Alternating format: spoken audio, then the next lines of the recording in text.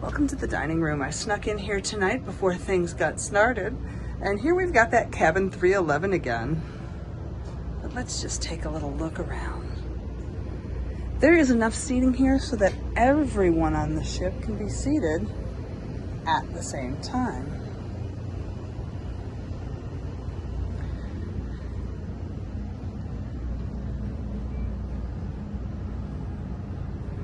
During the day, the center section is set up as buffet with different cold salad stations, soup stations, hot line stations, and then during the daytime they've got egg stations at breakfast and a carving station during lunch.